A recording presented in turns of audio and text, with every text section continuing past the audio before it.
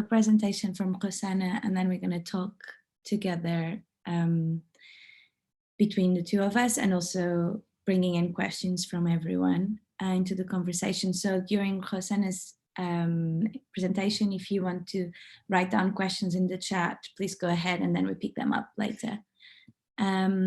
So it is my pleasure to introduce Rosana Antoli. She is an artist that examines the role of social choreography and movement in relation to visual art.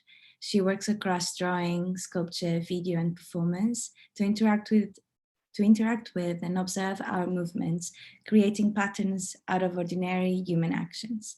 Rosana is a Spanish-born, London-based artist who graduated from MA in Performance and Sculpture from the RCA, Royal College London, in 2015. She has received numerous grants and awards, such as the Royal British Society of Sculptors Award and the Gasworks International Fellowship. And just last week, she was awarded at ARCO the Ibero-American Patronage Award. So congratulations. Antoli has exhibited widely in the UK and internationally, most recently at the Lehmann Silva Gallery in Portugal, Tate Modern London, Centre Pompidou Malaga, Spain, and Juan Miró Foundation in Spain. So it is my pleasure to have you speaking about your practice today. Rosana has been part of our network for a while, and it's just we're really thankful for your time today. Thank you. Thank you. I have to say that I love being part of this conversation today, and I love to be part of this network. And thank you for the introduction, Mariana. It was fabulous. And I want to speak like around 20 minutes to touch a little bit of my practice that, as Mariana said, has a wide spectrum.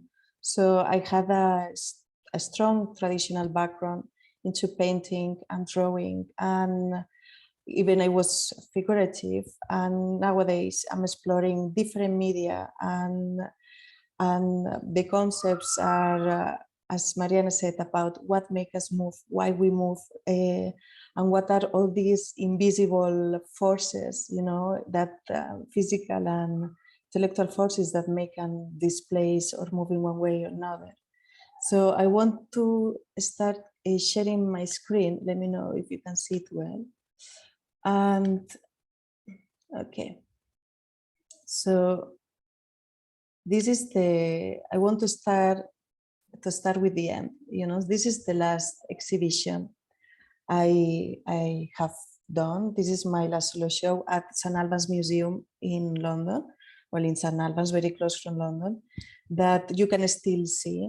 And as you can see, we have this site-specific installation, Chaos Dancing Cosmos, that is conquering the whole space. And Chaos Dancing Cosmos is the installation I wanted to speak about you today, because it's an installation I have been doing and making grow during several years, and I think is a great conductor to lead the conversation today. So this installation that you can see here is, if we go with the formal, is all made with rubber and with copper and with motors, and each line and each shape and each curve is responding to the architecture, to the gestures, to the human body figures, and to the words that have been crossing with me during the process of working with St. Albans Museum. For that reason, this installation is different every time I install it. I will come back later to this. I just wanted to leave you with this image, and I want to go now why I started to explore with Chaos Dancing Cosmos. So I'm going to come here. Okay. So I want to start with this. So this drawing is it's called The First Dinner, and this was my practice 10 years ago.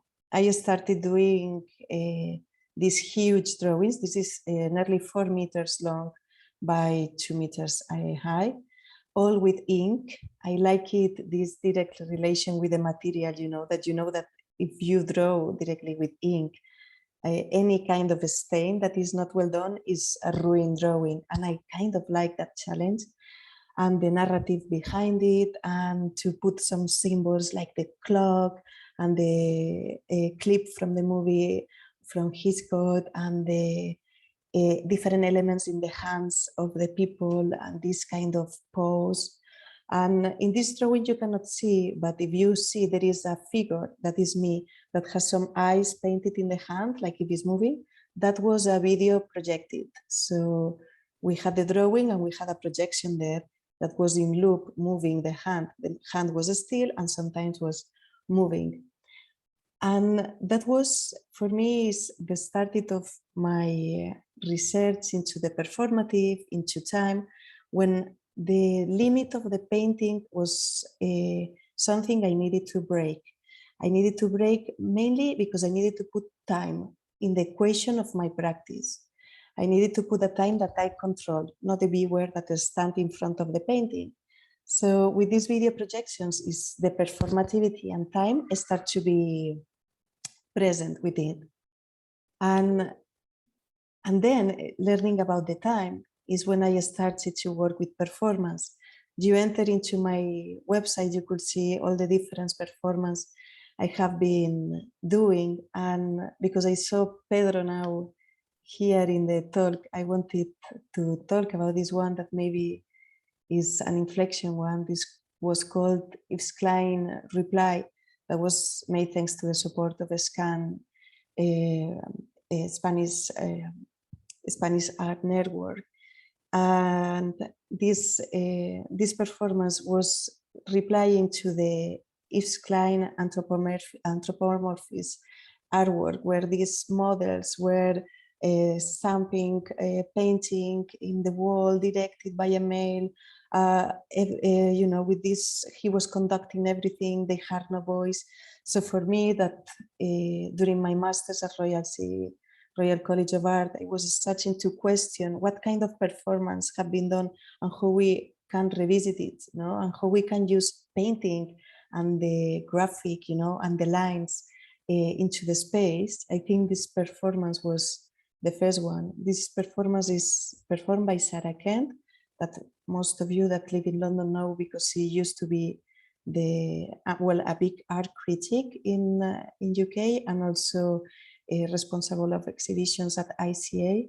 And when she arrived to 60, she decided to perform, and we get on very well. And so she was not this young model woman. She had a big decision and autonomy of the movements, and she has experience in the body. And also I call volunteers, women volunteers, to perform in the street and to leave the print outside the gallery. So it was very emotional because nearly 20 people came to perform in the street and to leave the print and to question and revisit this performance of Yves Klein.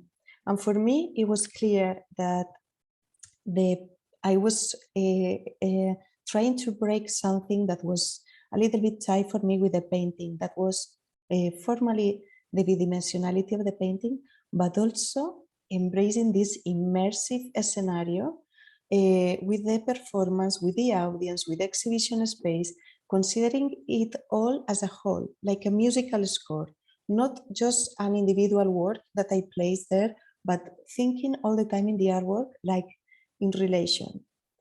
And I think is when I started to work in different pieces and pushing it further and pushing it further until I arrived to this work here, that is Chaos Dancing Cosmos. That is the one that I show you at the beginning at St. Albans. So this is how it started.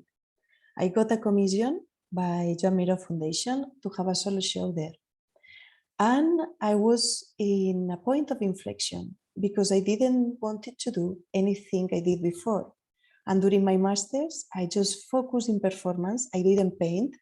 So I didn't know how to fill the whole space of the museum with performance and come back to the materiality. So for me, to make something that was coherent with my mind and with my heart was the challenge. And the thing is, one day I was in my studio and I saw some material that my father was using to water the plants, you know, this kind of rubber pipes.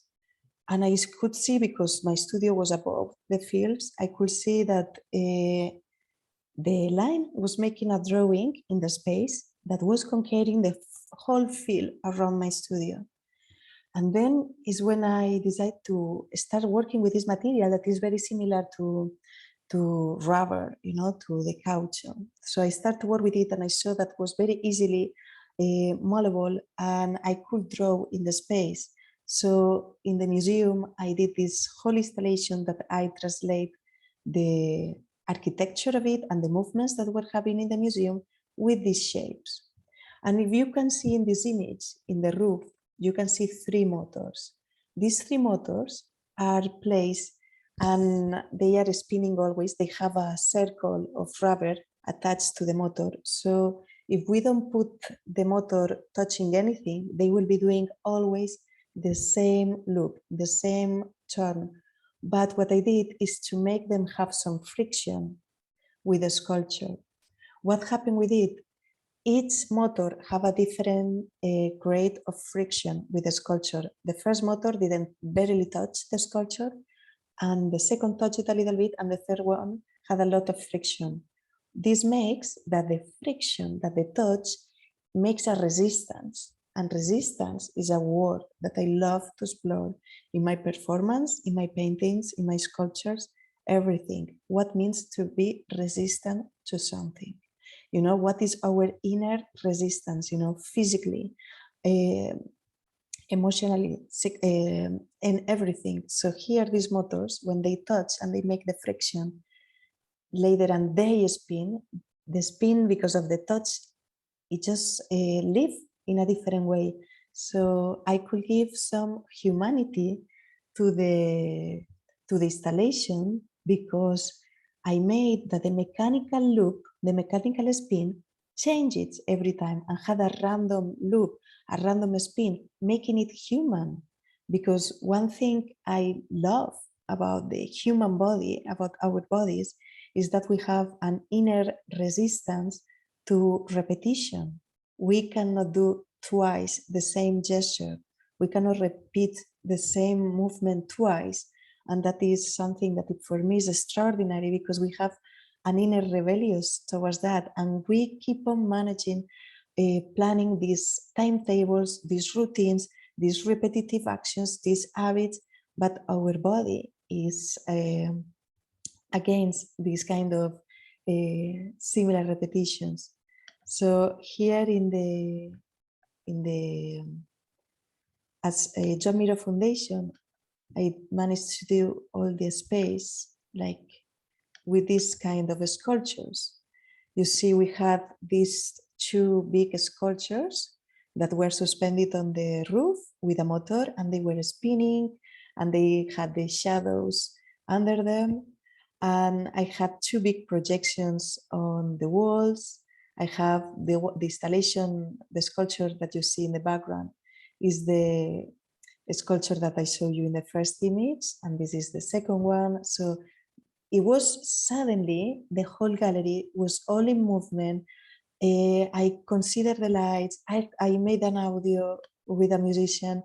Everything in the gallery was in motion. The sculptures were moving, the videos were moving, and and I had performances every Thursday. I invite people of the audience to sign up and work with me in a performance. So that was great, because it was having people that they had no experience doing performance, contributing and challenging and making the exhibition grow. And here you can see this painting, because with this exhibition is when I came back to painting, just making more performative paintings, using the canvas or the paper as the dance space or the exhibition space. So noting all the movements, studying all the different voices and all the narratives that my performers were going to do during the days or the sculptures. And for me, just opened a new way of working with painting. And from this exhibition, I wanted to jump to this one.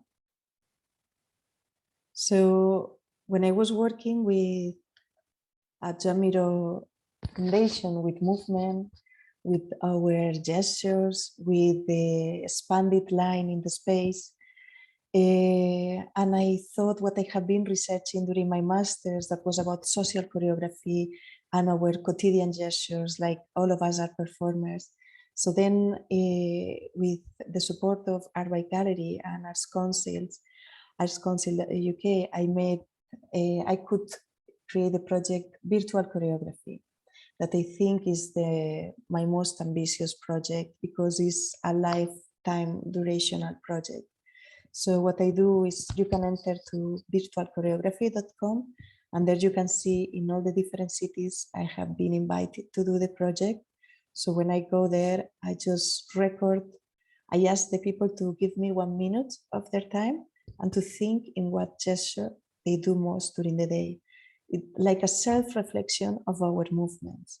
And later they think, what is the gesture? Maybe it's something with a mobile, maybe it's something, like with a pen, or I don't know.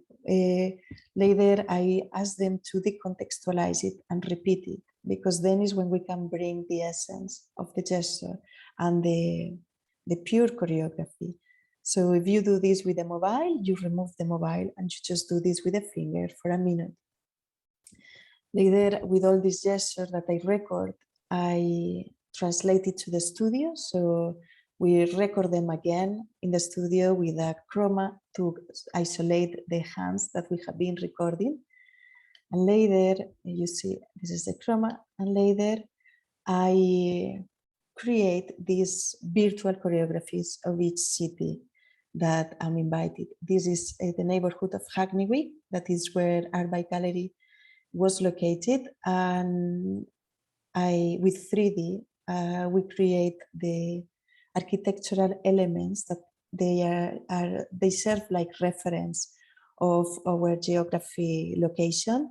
And later I create this kind of new beings, new creatures that they keep on in motion, but they form new motions. I think I have here a video that you can see. Let me know you can hear it well.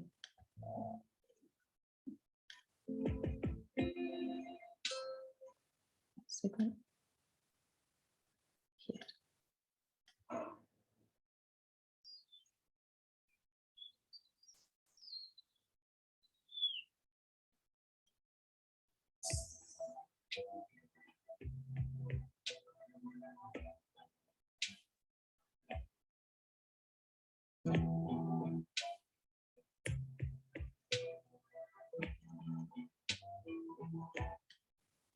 So, as you can see, the soundtrack for me is essential in my artwork, the music that it has. And I always work with local musicians for this project, so everything becomes very, very located, this project, and very different from one place to another. And it's very interesting to see, depending where I have done the project, the gestures change, and the gestures that are now displayed and performed in 2022 are not going to be the same gestures that we are going to perform in 2032. So it's not only a matter of different locations, also a matter of time. So it becomes also an archaeological archive, and gestures, even if they are minor, because they are very small, they say a lot about our identities and ourselves. And with all these gestures, I come to, So I come to this performance that I did in London, where the installation of Chaos Dancing Cosmos, it was the first time that I fill the whole space with installation. It was 1 kilometer of rubber. And the first time that I wrote a performance for the space. So I let you see it and I will explain later.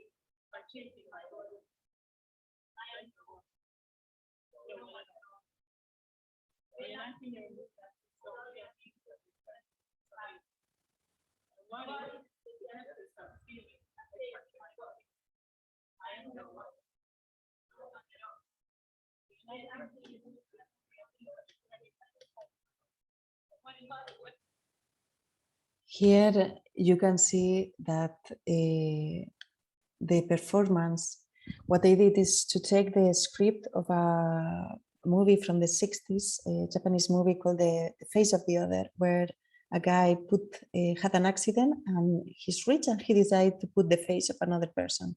Suddenly he became the other person, even if his voice, his mind was himself, only to have the face, he was another person. So it made me think, like, what will happen if we steal the gestures of another person? Do we become this other person? So I took the script, and what the performers are repeating are sentences of the movie, but questioning, like, what are the importance or the relation of the gestures with ourselves? What happens if we steal them? Do we become another person? So the performers keep on moving, but also they keep on copying and grabbing the gestures of the audience and repeating them in motion during the space. So the audience had this kind of suddenly be part of the work because the gestures were in motion and repeated there. And I think I will jump now to the exhibition at Tate Modern. So in 2019, I was invited to do a solo show at Tate Modern. And here I even went further with this installation that for me, I just wanted to explore more with Chaos Dancing Cosmos. And here I brought 2 kilometers of rubber in the whole fifth floor of Tate Modern. As you know, Tate has a lot of light, so we had to dark all the windows in the museum to just create this atmosphere. If I'm working all the time with these dreamy scenarios and I'm pushing the audience to let themselves go and get loose into this space, lights are so important because they make you just disconnect of what you are seeing. And the space, we had some videos and installation and performance. And for me, the interesting thing is here in this exhibition is when I start to explore all this research into the loop and repetition that you could see in some of these examples I showed you before, made me research, is there not any biological being that embrace repetition and loop? Because it's obvious that we can, but is there any animal that embrace the loop and repetition as their mantra or philosophy? And then is when I found the immortal jellyfish. And the immortal jellyfish is a little animal that keeps on reproducing, and it's very small, so it's kind of invisible. And because it's a jellyfish, has no heart, has no lungs, has no brain. So scientists don't want to study it very much because it's very difficult to study when you don't have all these parameters to consider. There is a scientist that is his main researcher that is really also a really funny guy when you see his videos talking about the jellyfish, that he said that maybe the jellyfish is immortal because it has no humanity, because has none of these organs. So for me, all this was connecting a lot of different poetic references. And a lot of serendipities started to have, and serendipity is a big part of my life and my work. Things just have these synergies that happen and I embrace them. I'm very open for them to happen. So I saw, okay, this jellyfish talks about loop and repetition in her own body. And also, I read that the jellyfish was found in the city of Rapallo in Italy. That is also where Nietzsche wrote the book Thus Spoke Zarathustra, that is the book about the eternal return. So for me, it's like, how beautiful is that coincidence? And then for me, then I start to construct a fiction for the Tate exhibition. So the exhibition was called The Kick Inside the Loop Outside. So I wanted to create this immersive scenario, like the kingdom or queendom of the jellyfish, where the jellyfish, to all the viewers there, invite you to join her philosophy. So here it comes the existential drama or question, no? Like, would you choose to be immortal like the jellyfish and live forever? But you know that if you choose immortality, you cannot have heart, you cannot have brain. So that means you cannot have memories, you cannot have excitements, you have no, you don't have tears. So you choose either to perish and be immortal or to be immortal. So it's the classical dilemma, like the vampires, like immortality, but brought to this fictional new ecosystem. With the base of hydrofeminism, and for me just open a new world. So here I'm going to put you here some images. You see here you have the performers. The performers was fabulous because they were moving and they were in continuous performance during 8 hours. The Tate Modern was open. So for me it was great because it let me explore what is a performance that you say at 7 o'clock is going to be a performance. How is the audience in relation to the performance and the space? And what happened when you have the performance body during the 8 hours that there is the exhibition open, like the sculpture is placed there, like a sculptural body.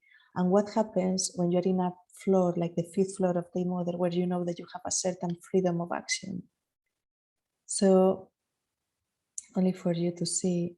So I'm going to put the talk that I did with Marci Manen at Tate Modern the last day, where you could see, I'm not going to put the sound, but you could see some of the movements of the performers there while the audience were transit. So it was really, really interesting to explore. And also, like I could explore different concepts like the importance of lighting, audience, interaction, relation, and also to let the exhibition open in a way to be completed by the audience, no? To see how audience also in relationship with the space, they complete it. And there was a part that was a serendipity that was very beautiful, that one man in the audience, he had some back pain, I think. So he started to move back and forward, back and forward. And then a performer saw him and started to mimic him. And later the second performer started to mimic him. And the third performer started to mimic him. And later there were 4 people doing the same actions. And then some people of the room, audience, public, start to copy, like only, I don't know, like as a game, to copy it, but later there were 10 people doing the same movement, and later audience were entering, and people start to copy it, and they called me. I was in the room close to the main floor, and they said, Rosana, come here. And when I go out, it was, I don't know, the whole floor of the Tate were doing movements, improvised, and I don't know, for me that was very beautiful because they were letting themselves go and moving and choreographing themselves in a very natural way. At John Miro Foundation was the same. Martí Manem, that is the person I'm speaking here, he was the curator of that exhibition in Barcelona years ago, and he told me, Rosana, have you checked your name in Instagram during the exhibition? And I'm like, no, check it. And it was beautiful because you could see that people was putting on Instagram videos of themselves moving and dancing alone in the space. And for me, that was so beautiful, because it's not that I create this immersive scenario, is that the people there, when they were alone in the exhibition or with the few people, they have this urge to dance and to get contagious by the whole situation, no? Like, yeah, for me it was fantastic, like the main aim. And to finish, I'm going to name briefly these paintings that I have been doing, that are my performative paintings. That is what I've been doing the last years. And these ones that you can see, that if you hear me when I speak about my performance, if you hear me how I speak about my sculptures, is the same when I do the paintings. These paintings are called Pámpanos and Cascabeles, and they are a reply to a book of Federico García Lorca, Spanish poet that wrote, among others, the book The Audience. And these two characters in the book, they are very performative. They keep on mutating and changing shapes and being in continuous flux and seducing each other. So one said, what happened if I convert in a cloud? And the other said, I will convert into a fly. And what happened if I convert into a fly? I will convert into a knife. So it's all pure symbols and seductions and transformation.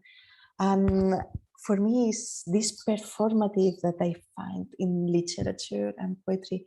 I needed to put it in my paintings. And also when I do these paintings and when I create them, to find the same time and space that I have when you enter in the gallery space, that you can see one corner of the painting and you can see all the different layers of the time, all the symbolic and the narrative behind it. Because I always write what I need to do. I need to make up an history or made up a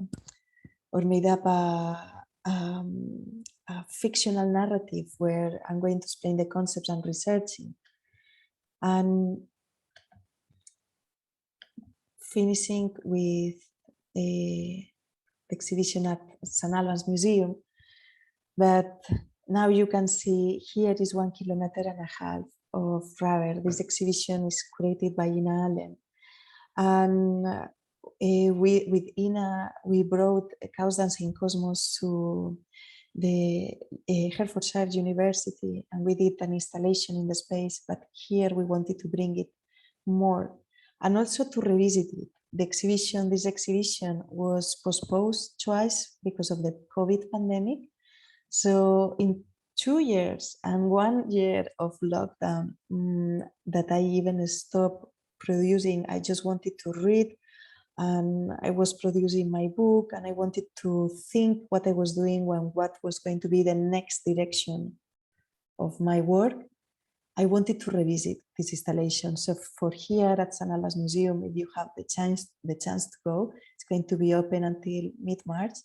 I incorporate new elements. For example, you could see in the top of the installation the copper.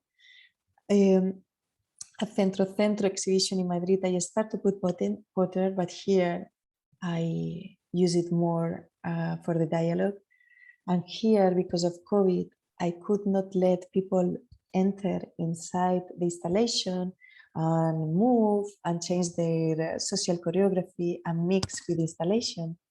So what I did is like, okay, this instead of being a chaos dancing cosmos, is going to be a chaos dancing tide. So it's in relation, in my last research is about water and dialectics and these hydrofeminist concepts and theories. So what will happen if I bring the ocean to St. Albans Museum and Gallery? So also here you can see some shapes, these metallic shapes that you can see here. These are symbols of, like this one, of the negative space that there is in my hand when I try to grab something. So when we try to grab something, there is always a space that is not fulfilled. So with a mold, I did it, and later I translated in the space. So suddenly it's entangled in this installation and forms part of all these shapes and movements and words that even if you see in these images that there is, well, we could say like the title of the work, a chaos, in reality, all of that is different parts of our bodies, like the elbow, like our lips, like the S of a word, like different vocals and letters. And having the water like this medium that I found fascinating because has no ground, has no ceiling, is all in continuous flow and motion, and our bodies are mixed and dissoluted. And with all these premises, where this was the installation, with all these premises is what I did at the museum, just to have this installation that you can see now that comes from very far behind until San Alva's museum, where I did this final installation with responding to the concepts of watery and aquatic mindsets that I'm working now. And I think I will stop sharing the screen now, and I will pass the conversation to you now.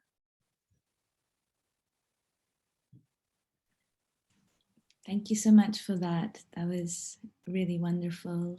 I really enjoyed seeing how your thoughts develop from one project to another. I'm gonna ask everyone if you have questions, put it on the chat. Otherwise, Marie and Alex are gonna help me with some questions and monitoring everyone else's questions. I have a very open-minded, like open-ended question. Just thinking about why you feel like it's important to bring all this interconnection between, cross-discipline, cross-mediums, cross-narratives. And I think obviously this interest in the sea and the ocean makes a lot of sense to me. But I'm wondering whether if there was some kind of turning point in awareness that you had that you needed your art to come out. Obviously, you already explained, come out of the ink paintings, drawings to this three-dimensionality, but it's a lot more than that. Also, how it's between bodies as well, right? Between the art and your body and the choreographies happening. Exactly. I think it's a matter also to, in one way, there is the different limitations that something that I don't believe. I don't believe in this kind of, this is painting, this is a sculpture, or name myself like a painter or like a sculpture. I like this fluidity in my, in my being, in every kind of things. And I think nowadays we are going that direction, where we are not only this thing that is closed, that has these barriers, like we can mix, with the mix it comes the richness. So I had this necessity to break the painting, and come back to it later in another way, to break the sculpture and come back to it in another way. And also for the bodies of the performers, it's like now I have been the last year and a half, I'm working and researching in the virtuality, how we can explore the body or dematerialize the body. So I'm always looking forward how we can push the body, and our bodies and our identities at the end, further, and how water, when I start to research it, thanks to the Immortal Jellyfish, and later seeing like, okay, these hydrofeminist theories from Astrid Alemanes, Lucy Alamos, all these are talking about the concepts I have been always intuitively looking in my exhibitions, how we can make it all organic, how we can be more porous, we can say, or have this contamination between the artworks, the audience, and us as beings. Sorry, I don't want to change the subject. I do want to come back to this, but I was just thinking, early on, you seem to have a feminist motivations already in your work before you arrived to hydrofeminisms. Just wondering if you could tell us a little bit more about that, and you know, when you're talking about having these female bodies in the Eve Klein performance, Yes. and the importance of the agency and the power of the performer. Yes. Within that, and a bit how that relates now to your audience becoming performance too. Sorry. Yeah, I noticed when I was the first promotion of performance and sculpture at RCA. So in that moment, the performance now is more standard, but in that moment was kind of, we were starting, and I noticed that the performers that people were working with, they were these young students or young professionals, women, you know, so it was, the body has so many beautiful connotation. We have everything in our bodies, no? It's like a trace paper. So for me, it will just talk so much who I'm going to put or work or collaborate in my performances. So for me, when I work with Pedro and Bruce in the Writer Gallery in Yves Klein Reply, for me was really important that the main performer was not going to be young. I always want to work with women, mainly, you know, or with queer people. I have been working with them forever, but also I wanted the women to be, if she was going to be the painter, you know, it needed to be a character. With Sarah, I worked before.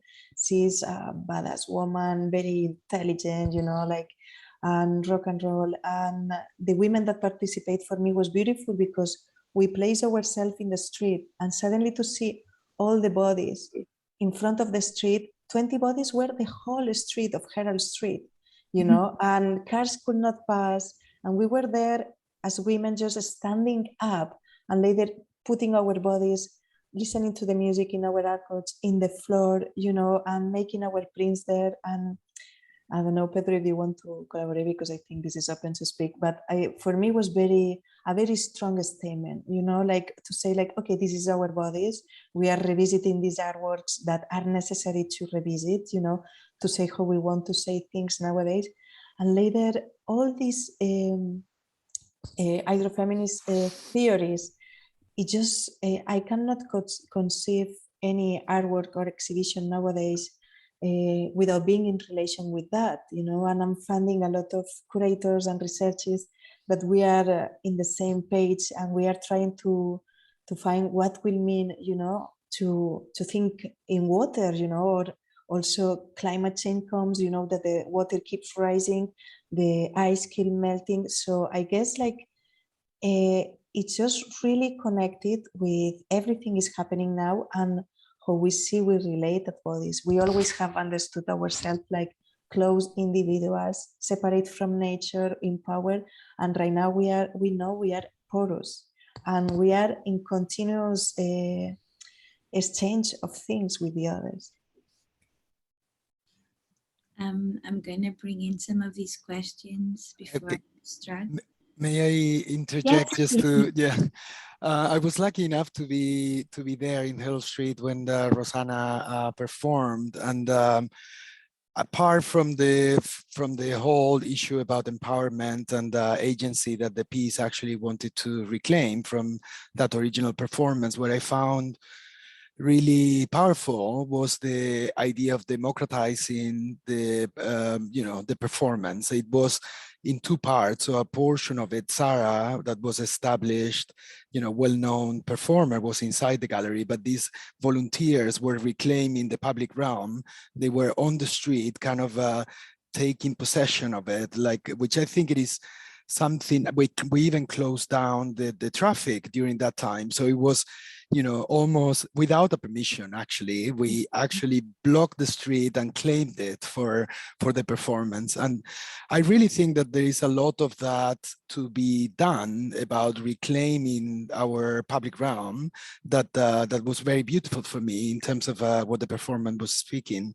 And I particularly like the idea that powder that Rosana was inviting some of these performers to imprint onto the public realm got into the shoes of everyone and expanded even further and took some of that blue pigment throughout London, but some of them even came from Scotland or from whatever. So the boundaries of the event kind of physically got expanded to the entire UK, which I thought it was very beautiful and talks a lot about the ambition of Rosana's work. Thank you, Pedro. Rosana, can you tell us about yourself as a performer? If you ever tried, if you ever participated in your own works, or what's your point of view? When I was studying my master's, I performed myself. It was part of our training as a performer. You need to do it, and I did it. And I did few performances like that. But even if I don't, I love to speak in public, and I love, you know, I don't have this kind of shyness, but I didn't feel comfortable performing, and I didn't, in that moment, I didn't understood why, you know, why I'm performing, but all my performers were like very gestural with painting or with something that leave any kind of trace, like ice cream, you know, like something still related to the materiality of the painting. But I noticed that my problem was that I wanted to see it.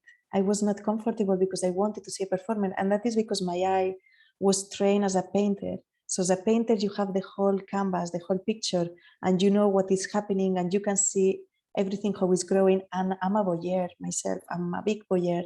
I love to sneak and to see what's happening, and I'm very curious. So for me to be there in the middle of the action that I plan without being able to seeing it, I didn't like it. So I didn't feel it was my thing. So it's when I started to work with people, to collaborate with people, so I could collaborate. So I could do what I enjoy, that is to write, to plan, to work with the scenography, to create the whole atmosphere, and later to choreograph the performers at the beginning very intuitively, and later I start to go a lot to choreograph symposiums, to go to a lot of it, to have a lot of formation about that, because if I needed to work with other bodies, I needed to be also careful of or learn how to work with the body, because the body has a limit. So I have been all these years learning, and I found at the end, working all this, you find a group of people that during the years, they keep on working with you. And personally, I like to work always with the same team or the maximum collaborators as I can, because they know how you are and you know how you are them. So we can push further the ideas. And in this way, I like it very much because right now, for example, I'm starting to use my voice. That is something that I never explored before. And I like it, so I'm starting to use it in different kind of formats. And maybe in the future I use my body again, but at the moment I'm still enjoying this kind of process.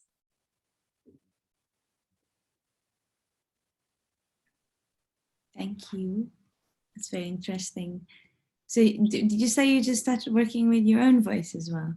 Yeah, right now I have a commission I'm finishing this week. I was last week at Arcos, so now this week I'm going to finish. I got a commission by Index Foundation in Stockholm, but the idea is very beautiful, to do a audio exhibition, you know, so to think in an exhibition that is not going to be seen and is not going to be touched. So when they proposed me that, at the beginning, we were discussing how to approach it. Am I going to speak about an exhibition that was closed because of the pandemic, so people could not see it only for a few weeks? What is going to be that? But for me, it just make a click, like, if people cannot see the exhibition, and people cannot touch the exhibition, I can invent the exhibition I will love. So I just wrote an exhibition that has several rooms, and I put in the exhibition an ocean. I put in an exhibition a club with thousands of performers that have been dancing for months. I put a big monster made of half jellyfish, half different creatures that keep on mutating. I have a shaman there. So I have, like all the different topics that I work or I research in my work in this made up exhibition. So I'm the conductor of the different rooms, and later I work with another performer that is making other voices and the musician to create all the atmospheres. Sounds very exciting. I think we should ask you this question about the virtual choreography. Sorry. Fantastic.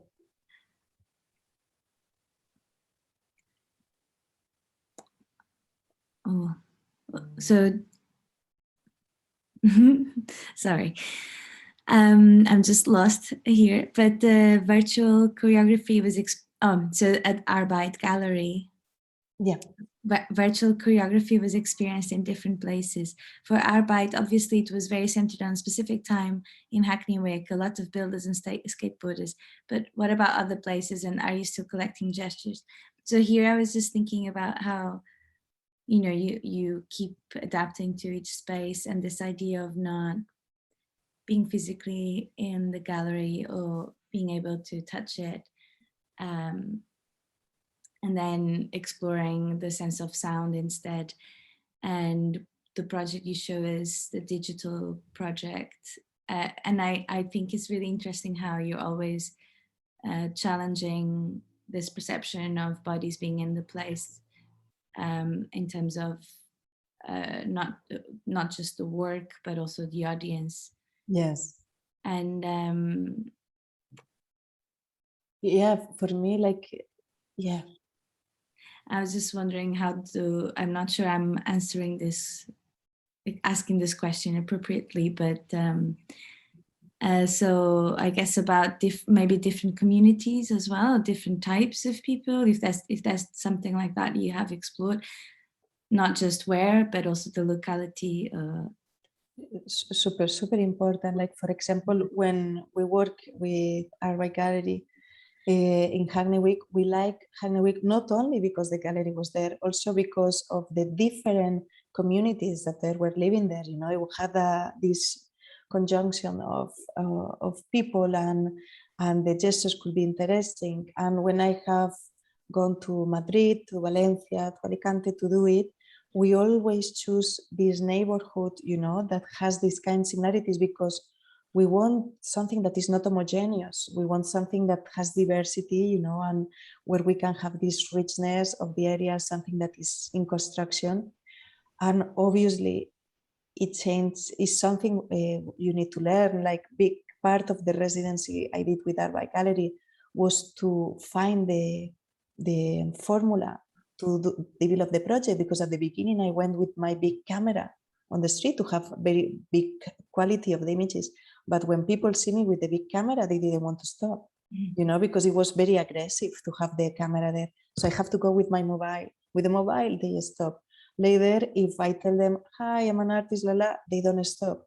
But if I start saying, hi, could you give me 1 minute of your time? And it's also a matter of knowing that you are in the public space, and in the public space there are other codes. And yeah, I'm still collecting gestures. I'm going to do it all my life because I'm fascinated with that. And right now, because of the pandemic, I reduced my trips and any invitation to any kind of residency. So I keep on collecting them on my phone, when I meet someone or things like that, or I stole them because I love the word steal the gesture, so I just grab them and they are part of the archive. And my aim is now that things get in shape to continue spreading the project in other museums, cities, and making them grow. Sounds very interesting. I Would was it just, be okay if I ask a quick question? yes, please. Because I was listening and I find it really beautiful. I mean, I put this in the chat as well, but I just wanted to say that I thought it was really lovely that you explored resistance in your work. And that was one of the biggest concepts that you explored. And that you also remain really open to these changing formats and the changing mediums, because I feel like when you're exploring resistance, you kind of resist repeating a specific medium over and over. And I then found it really beautiful that towards the end, because I saw that your paintings, the ones that you showed us towards the end, were from 2020, and how kind of all of this resistance and these explorations of further mediums changed how you approached a specific medium. But I was just wondering, because you felt like painting had some limitations in your exploration of time and space, and so you moved on to performance, and then you even went into the digital a bit. Do you think that you feel like you're going to be moving into another medium in your practice in the future? Well, right now it's like in Arco I just presented new paintings that for me are very in coherence of what I'm researching, like with all these new concepts. With the prize I presented a sculpture, but it's true that in the last year and a half I have been with the pandemic, when everything started and I cannot do my performances and I could not have this direct interaction with audience, I start to think, because at that moment I didn't know how long this was going to last, so I needed to think how to continue my practice and the interest that I was exploring. So I start to research the virtual, the virtual reality. And at the same time, like these synergies that I always have in my life, two different groups approached to me. One in Istanbul, Arbistek, that they are an art collective, that they are incubating art projects from artists into the science and technology. So they wanted to incubate a project with me. And later, Olivia McGilstrick, that she is a PhD candidate into virtual reality and all these kind of virtual worlds.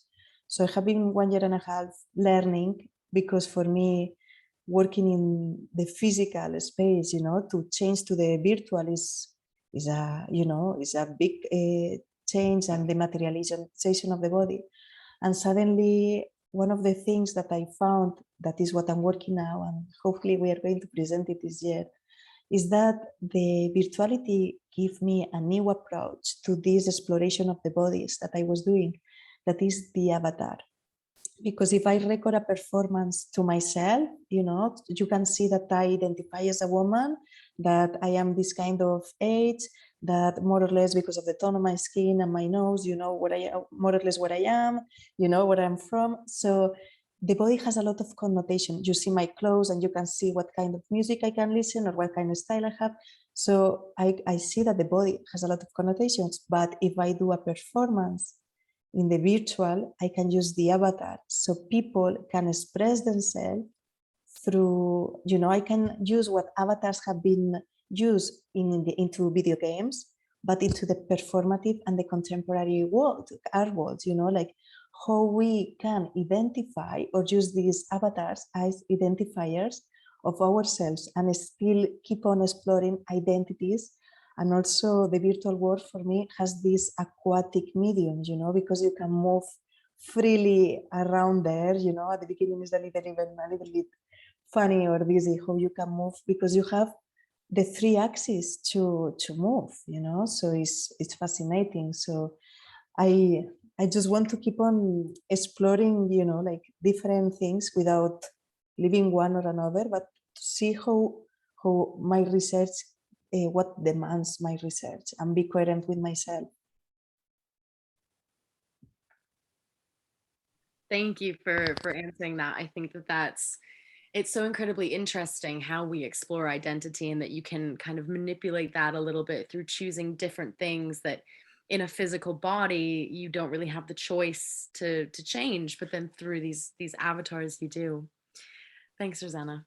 Thank you, Alex. I think it's time to wrap it up. But I'm just going to ask this final question that Pedro just put in the chat. Do you also produce drawings that are more notational as a script that can be used as a vehicle to communicate a choreography? I guess you were talking about, when was it? Which work was the one you were talking about, this music score?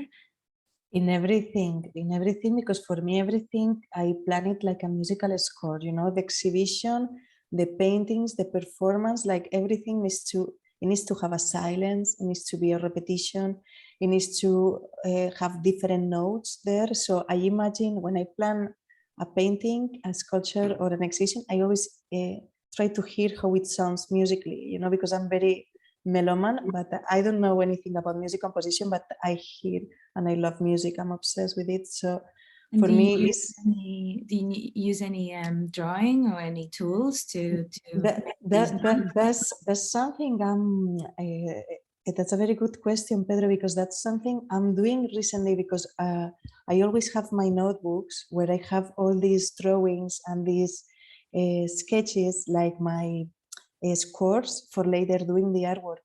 And it's something that I keep to myself, but few months ago, nearly a year ago, I was showing it to some people, this sketchbook, and they were encouraging me to not hide them, no, like not keeping it for me, because this is part of the process, and this is even sometimes is even same interesting than the final results, you know, like the way that you are composing it, you know, or how these ideas came from. So now I'm planning how I'm going to translate these notebooks or these scores that I do before the artworks into the drawing. Thank you very much for explaining so well of all of your ideas and letting us in your, you know, world of imagination and interconnection. Has been really fantastic to listen to you, and it's very nice to end on that note. I was just thinking about how you were saying, oh, this is the perfect exhibition. I can imagine everything I want because it doesn't exist as a proposal. I guess the sketches are this kind of mapping of these ideas and possibilities, which I think your work really does, especially as you go through all these different elements that go from different projects. So thank you so much for being so generous in the way you explained everything to us today. And thank you everyone for coming too. Thank you. It has been a really pleasure speaking with all of you. Like, thank you very much for hosting it and inviting me. And if you can, please go to St. Albans to see this latest exhibition of Rosana. And I hope we can do an event in person at some point, maybe for your next project. Fantastic, fantastic. Thank you very much to everyone. Thank you.